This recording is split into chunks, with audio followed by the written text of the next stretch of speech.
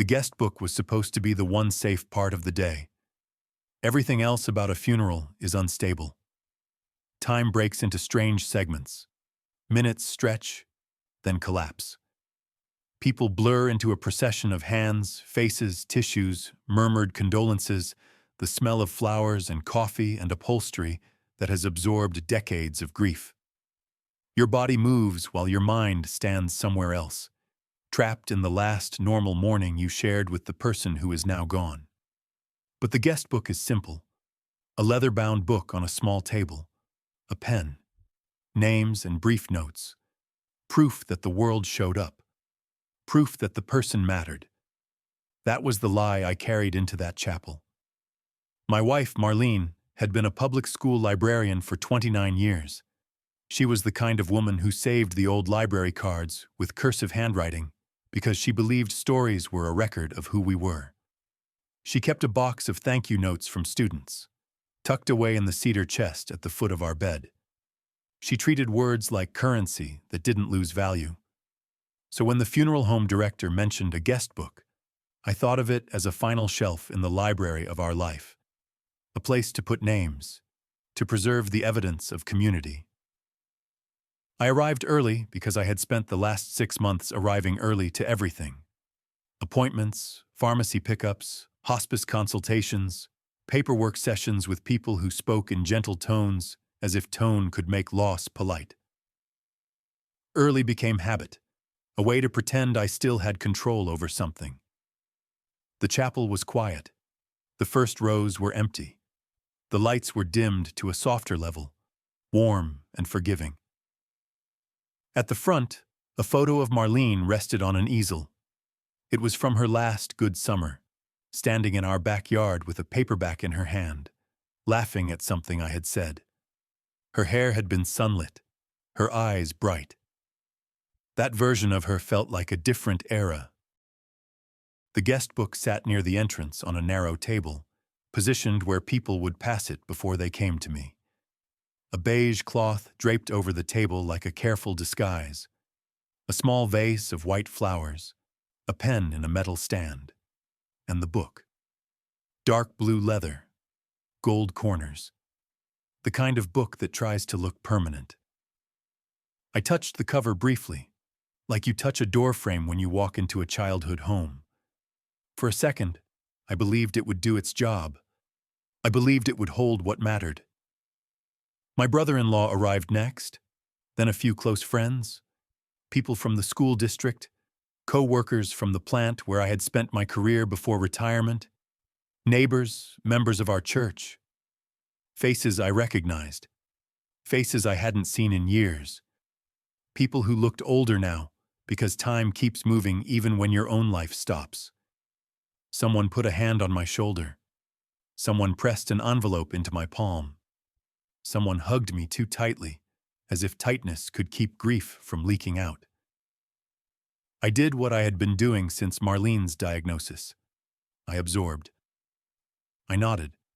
I held my posture steady. I thanked people. My body performed the role of grieving husband, while my mind watched from a distance. At some point, I noticed Frank.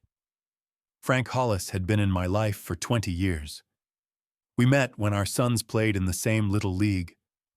Frank had a loud laugh and the kind of personality that fills a room. He was the friend who volunteered to carry heavy things, to set up chairs, to fix a fence, to show up with a cooler of drinks and a plan for how to handle everything. When Marlene got sick, Frank offered help immediately. At first I was grateful. In the early weeks, gratitude is easy. You don't yet understand how help can become a way to enter your life and rearrange it. Frank had driven me to the hospital twice when my car was in the shop. He had picked up prescriptions. He had mowed the lawn once when Marlene's energy was fading and I had missed a weekend. He had brought casseroles and made jokes to force me to smile. On the funeral day, Frank seemed to appear in every corner of the building at once. He greeted people, directed them toward the chapel, pointed toward the guest book, guided traffic like an unofficial usher. It felt like care. It looked like competence. I let it happen because I didn't have energy to manage anyone's need to feel useful. The service began. Hymns, scripture, memories. A co-worker from the school spoke about Marlene's love of books. A former student read a short poem. The pastor talked about permanence and faith and the mystery of why some people leave too soon. I stared at the photo on the easel and tried to make my mind accept what my eyes were seeing. My wife reduced to an image and a story. After the service, there was a small reception in the adjoining room. Coffee, cookies, a tray of sandwiches no one wanted but everyone pretended to nibble. People formed clusters, speaking softly. Some approached me again, as if the formal service wasn't enough, and they needed a second attempt at saying the right thing. I noticed the guest book table out of the corner of my eye. More and more people passed it. Some leaned over to write, moving slowly, choosing words. Some simply signed their names and moved on. Some stood there longer, their faces tightening with emotion as they wrote. I told myself I would read it later. I told myself the guest book would be my private time capsule. A thing to open in the quiet days that would follow, when the casseroles stopped and the house returned to silence. 2 hours after the service, when the chapel began to empty, I returned to the entrance table. The guest book was still there. The pen was still there. But the weight of the book felt wrong when I lifted it. Not heavy enough. I turned it over in my hands like a man checking a tool. The leather was intact. The corners were still sharp. The binding looked fine. Then I opened it. Names filled the first pages. Condolences in different handwriting. Little notes about Marlene's kindness. Mentions of her work at the library. One entry from a child in careful block letters. Another from a retired teacher with elegant cursive. It looked normal, until I reached the middle. A section of pages had been removed cleanly. Not torn, removed. The binding showed where paper had once been stitched. The thread remained in small loops, empty, like ribs after an organ is taken out. The edges were too neat to be an accident. This wasn't a page ripped in grief. This was a section carefully extracted. I flipped forward and backward, trying to understand the shape of what I was seeing. The missing pages weren't random. It wasn't one page. It was a chunk. I counted what remained. I counted again. I found the signatures of people I knew had attended, and I realized some were missing. Not just strangers. People who had hugged me. People who had spoken to me. People whose names should have been there. A cold pressure settled behind my sternum. I stood at that table with the guest book open, the empty threads exposed, and felt my grief turn into something sharper. Funerals already steal enough. They steal your sense of reality. They steal your ability to feel time properly. They steal your sense of privacy, because strangers stare at you like your pain belongs to the room. Now this guest book had been stolen too, and I understood something immediately. No one steals condolences for money. They steal them for control. I closed the guest book slowly and held it against my chest as if I could keep the remaining pages from disappearing. Then I looked around the room.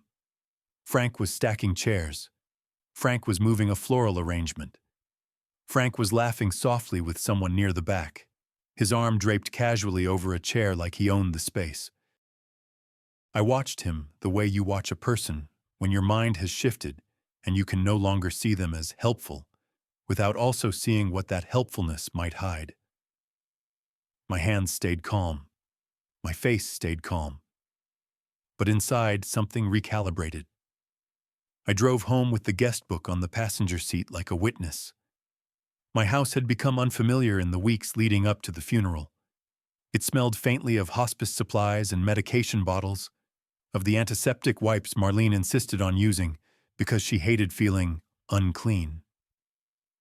The living room still held the recliner where she sat near the end, a folded blanket draped over the back, A paperback on the side table, the bookmark still inside. The house was full of the same objects, but their meaning had changed.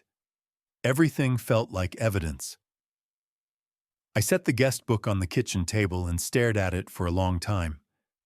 Then I did something I hadn't expected to do on the night of my wife's funeral. I started an inventory.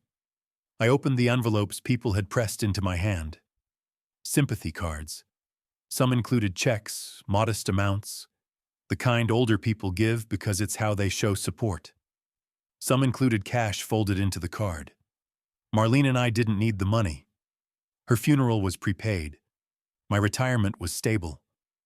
But I understood why people gave it. It was a small attempt at easing the burden of an unfixable event. I placed each card in a neat row and wrote down the names. Then I matched those names to the guest book. I found a pattern quickly, because patterns reveal themselves when you stop pretending.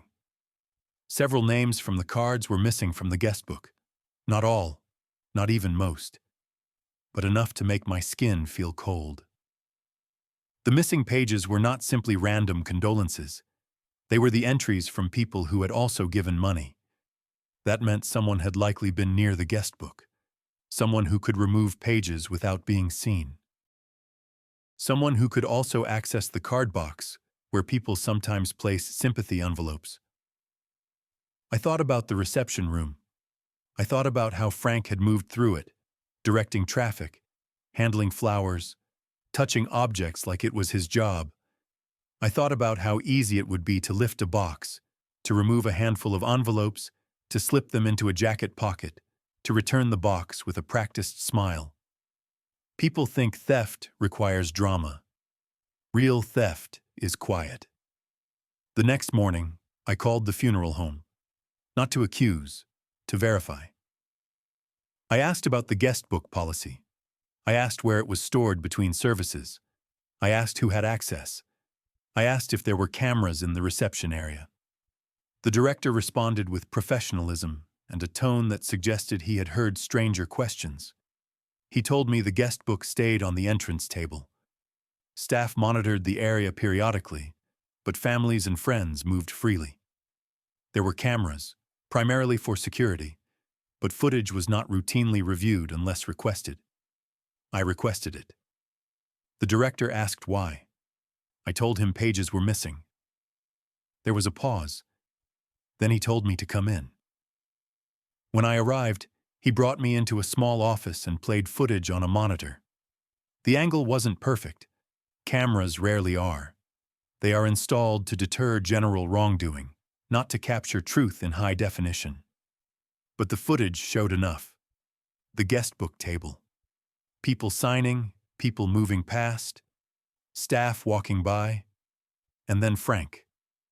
Frank standing by the table, smiling at attendees, pointing toward the guest book like a helpful host. Frank lifting the guest book briefly, as if he was adjusting its position. Frank opening it. Frank flipping through pages. Frank's body blocking the view for a moment. Frank closing the book.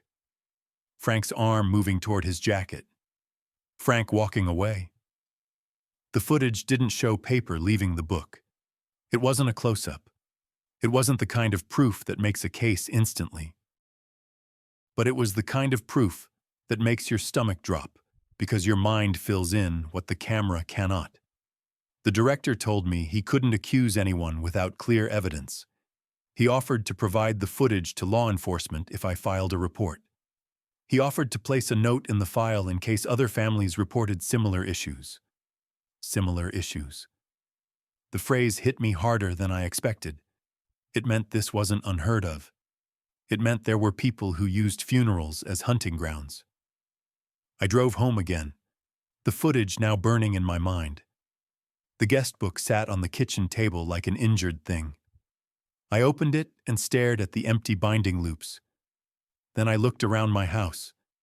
The cedar chest in our bedroom, the jewelry box in the top drawer, the folder where Marlene kept important documents, the key bowl by the door, the small safe in the closet where we kept a few valuables. I walked to the bedroom and opened the jewelry box. At first glance, it looked normal. Earrings, a necklace, a bracelet, a watch. Then I realized what was missing because the empty space had its own shape. Marlene's charm bracelet was gone. Her grandmother's ring was gone. And the small velvet box that held her wedding band was gone. I didn't panic. Panic is what happens when you still believe confusion will protect you. I felt something colder. I went to the cedar chest and lifted the lid. The quilts were there. The letters were there. The photo albums were there. But the smaller envelope where Marlene kept a few special things was not. I sat on the edge of the bed and tried to remember the last time I had checked. I couldn't. I had been occupied with medication schedules, hospice calls, nights listening to my wife breathe as if each breath might be the last. It would have been easy for someone to move through my bedroom during that period. Someone who had a key, someone who checked on the house. Frank. The idea felt like betrayal in slow motion. Not a sudden stab, but a quiet understanding that the past year had been a series of doors left open. I walked to the kitchen and opened a drawer where I kept spare keys. One key was missing. Not my car key, not my current house key. The old spare I had made years ago, tucked away for emergencies. I had never used it. Someone else had. I sat at the kitchen table with the guest book open, the empty binding threads exposed, and allowed myself one bitter thought. The guest book wasn't the first theft. It was the first theft I could see clearly. I called my bank and asked for recent account activity. I checked withdrawals. I checked transfers. Then I checked my credit monitoring app, something my daughter, Emily, had insisted I set up years ago after a data breach at a retail store. I had treated it like background noise, a modern annoyance. Now it mattered. There were no new accounts, no open credit lines. But there was a recent credit inquiry. It was small, not a loan approval, just a check. The kind of thing someone does before they try something bigger. The inquiry was dated 2 weeks before the funeral. In the weeks when Frank was helping, when I was exhausted, when Marlene was fading, when my mind wasn't capable of skepticism. I called the police. I described the missing guest book pages. I described the missing jewelry. I described the missing spare key. I described the funeral home footage. The officer asked if I had a suspect. I gave Frank's name. Saying it out loud felt like stepping off a ledge. The officer asked about my relationship with Frank. I described it as long-term friendship and family proximity. I described his access and his presence during my wife's illness. The officer told me the same thing the funeral director had. Evidence mattered. Evidence was what I had. I took photos of the guest book binding. I took photos of the jewelry box. I documented what was missing. I saved the credit inquiry alert. I requested a copy of the funeral home footage through the proper channels. Then I changed every lock on my house. I installed 2 cameras, one facing the front door, one facing the driveway. I canceled my spare key plan and replaced it with a keypad lock that logged entry codes. If anyone entered my house again, I would know when and how. These were not actions I enjoyed. They were actions I took because the alternative was to remain a man whose grief could be exploited. Later that afternoon, Frank called. I watched his name on my phone until it stopped ringing. Then it rang again. Then a text notification appeared. Then another call. I did not answer. Not because I wanted to be dramatic. Because I didn't want my emotions to become the center of the story. I wanted facts. Emily drove over the next day. Emily is 36, practical. The kind of person who treats chaos like a problem to solve. She had been close to her mother. She also had a talent for seeing what I avoided. I told her about the guest book and the missing pages. I showed her the footage. I showed her the empty jewelry box spaces. I showed her the missing key slot. Emily's face tightened in a way that felt like someone putting on armor. She didn't waste time on disbelief. She didn't insist Frank would never. She didn't cling to the comfort of denial. She asked one question. What else is missing? That question opened a door I had been afraid to open, because it meant my house was not just a home. It was a storage unit of memories and valuables, and someone had been inside. We went through the rooms together. We checked drawers. We checked closets. We checked the small safe in the hallway closet. The safe was still there. It was unlocked. I couldn't remember the last time I had unlocked it.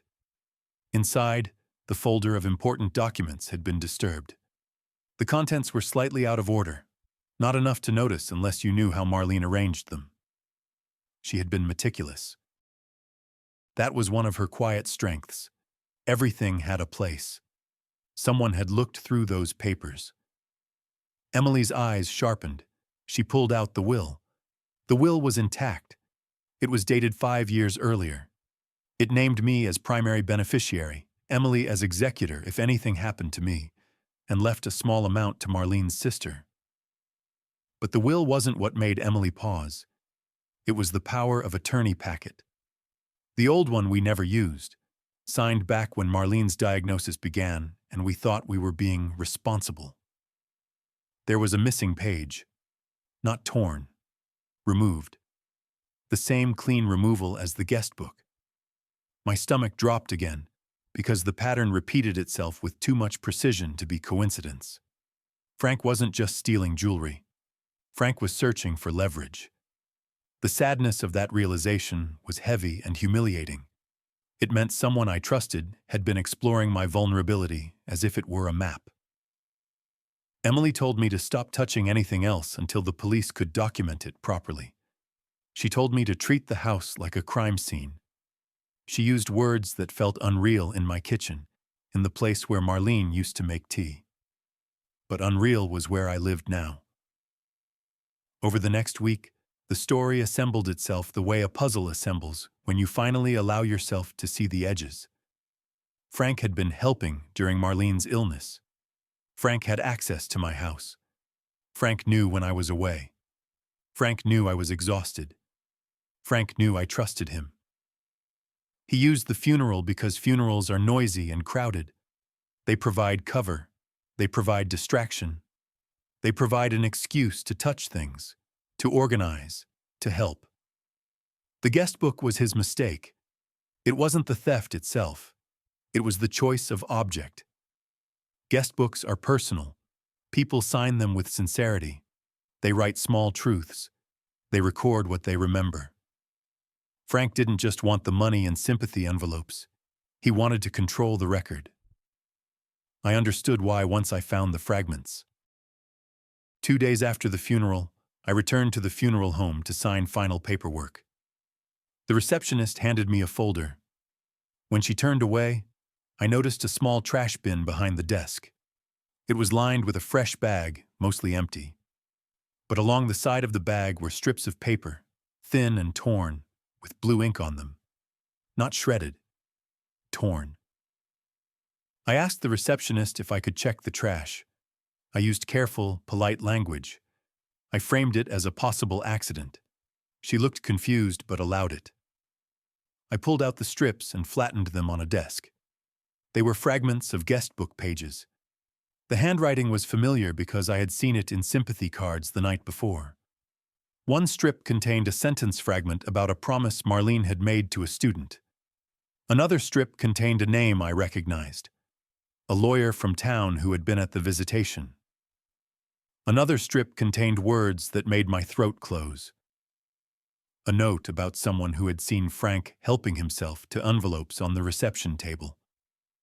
The handwriting didn't accuse directly. It was a subtle warning. The kind someone writes when they don't want to cause a scene at a funeral, but also doesn't want the husband to be blind. Frank had removed pages because those pages contained warnings. He wasn't just stealing. He was erasing witnesses. That was the moment the grief turned into a different kind of sadness. Grief is sad because you lose someone. This sadness was sad because you lose your trust in the living. I handed the paper strips to the officer assigned to my case. He photographed them, bagged them, thanked me. Then he asked if Frank had a criminal history. I didn't know. I had never thought to check the history of a man who attended my barbecue. Later, Emily checked. Frank had prior fraud charges from a decade earlier in another county. He had completed a diversion program. The record didn't erase the behavior. It simply moved it to a new setting. A setting like my life. The investigation moved slowly, because investigations do. But the facts accumulated. The funeral home footage placed Frank at the guest book. My credit inquiry showed someone testing my identity. It didn't prove Frank did it, but it proved someone was trying to explore my financial perimeter. The missing pages in my safe folder showed someone searching for legal access. The missing jewelry showed theft. The guest book fragments showed motive for removing pages. The officer asked for a list of valuables Frank might have taken. The list was painful to write, because it required me to admit how many objects carried my wife's life. Marlene's wedding band, her charm bracelet, her grandmother's ring, a set of earrings she wore on our anniversary dinners, a small envelope of cash she kept tucked away because she grew up with parents who didn't trust banks, a few collector books from the library she had purchased over the years, first editions she dreamed of leaving to our grandchildren someday. Each item was a line in a history I didn't want to inventory. I began to understand what older people mean when they say a person took more than money. Frank took time. He took the safety of my home. He took the innocence of my goodbye. The next phase was predictable. Frank tried to make me feel guilty. He did it through mutual friends. People called me with concerned voices. People asked what was going on. People suggested grief makes people paranoid. People suggested I should talk to Frank privately and resolve it like adults. I told them the same simple truth.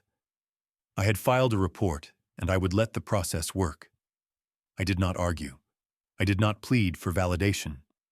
I did not share details broadly, because details are what people use to turn your pain into gossip. I focused on securing my life. I set up direct deposit alerts. I froze my credit again, redundant but calming. I changed beneficiaries and access points on all my accounts. I visited my bank branch in person and told them I wanted additional verification on any withdrawals or new requests. The manager took my age seriously. The world is slowly learning that older men can be targets, not just older women. I felt ashamed needing those protections. Then I remembered Marlene's missing ring and the guest book binding threads, and the shame transformed into clarity. Shame belongs to the thief, not the victim. A month after the funeral, the officer called with an update. A pawn shop in the next town had flagged Marlene's grandmother's ring after Emily provided photos. The shop had paperwork showing the seller's ID. It was Frank. I didn't feel relief when I heard that. I felt a grim confirmation. Relief would have meant the world was stable again. The world was not stable. It was simply explained. The ring was recovered as evidence and then returned to me after documentation. When I held it, I imagined Marlene's grandmother wearing it, then Marlene wearing it, then the ring being handed over a pawn counter for quick cash.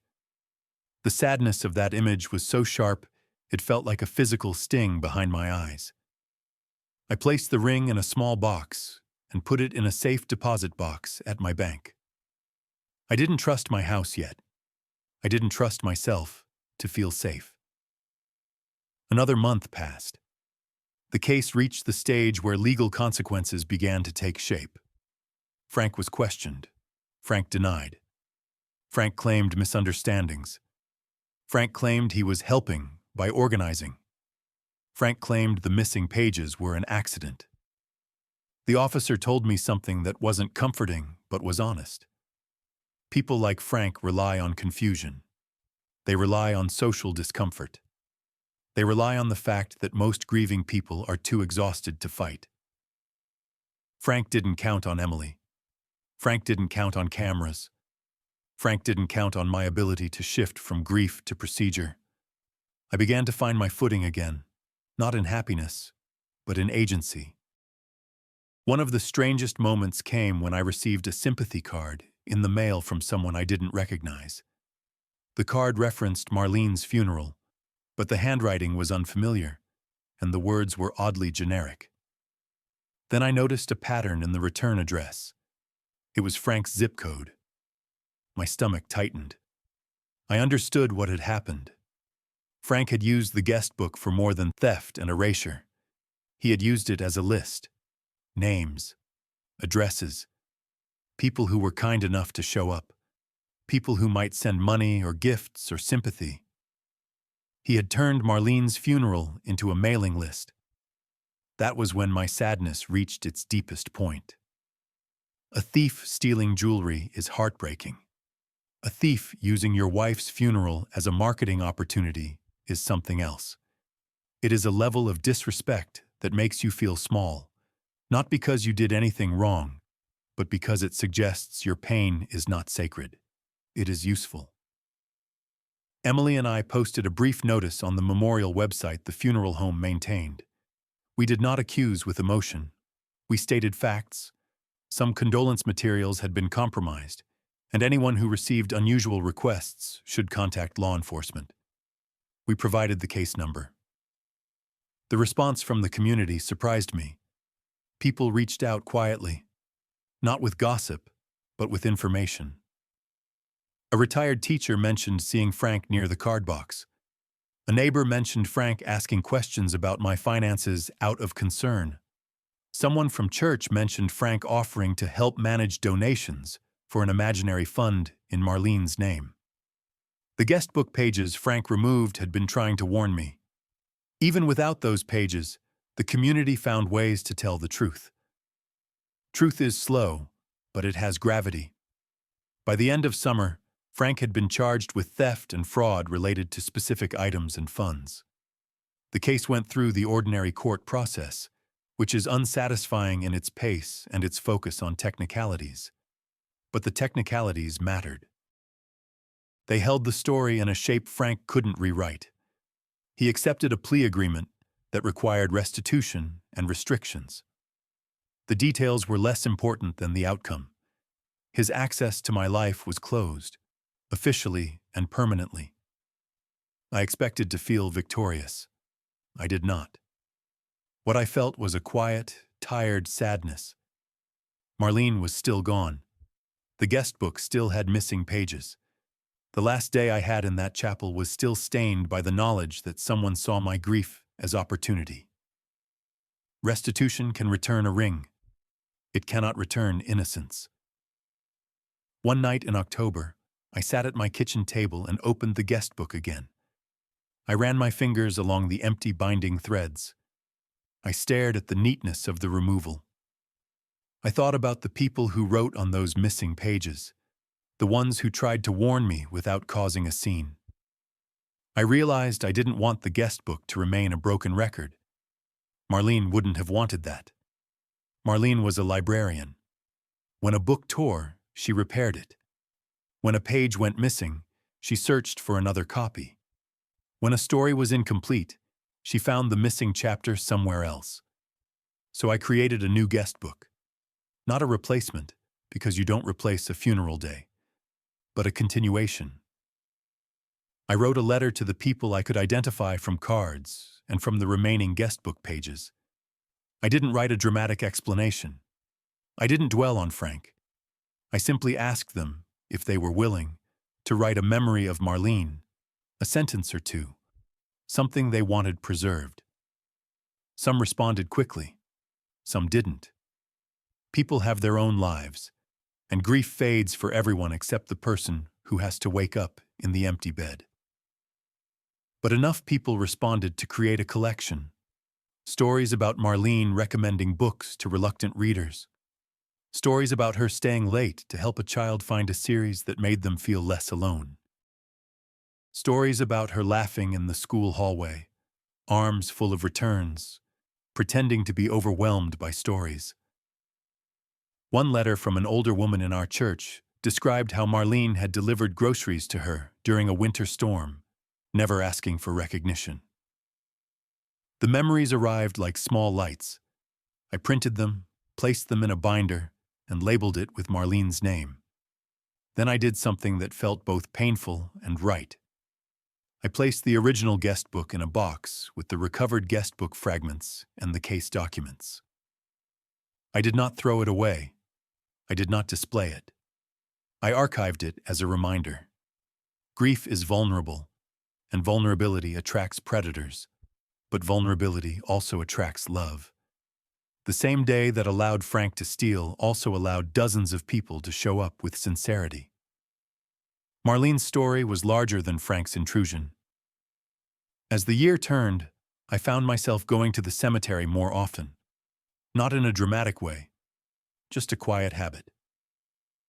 I would bring a paperback and sit near her headstone for a while, reading the way she would have liked. On Marlene's birthday, I brought the new binder of memories and sat beside her grave. I opened it and read a few pages. I felt sad, deeply sad. But the sadness had shifted from humiliation to honor. The betrayal still hurt. It probably always will. Betrayal is not just about the stolen object. It is about the stolen trust, the stolen sense of safety. But I was no longer confused. I was no longer easy. I was no longer a man who believed kindness required blindness. In my bank safe deposit box, Marlene's ring rests in a small velvet pouch. I take it out sometimes, hold it, remember. I don't wear it on a chain. I don't dramatize it. I simply keep it safe. Because keeping it safe is what she asked of me, even if I learned that lesson too late. In my home, the locks are stronger now. The cameras quietly record. The keypad logs entries. It is strange to need those things. It makes the world feel less friendly. But it also makes my home mine again. My grief belongs to me. My memories belong to me. My wife's story belongs to her. The guest book taught me one final truth that I didn't want to learn at 59. Some people show up to your worst day with love. Some people show up with appetite. You can't stop the appetite from existing, but you can stop feeding it. END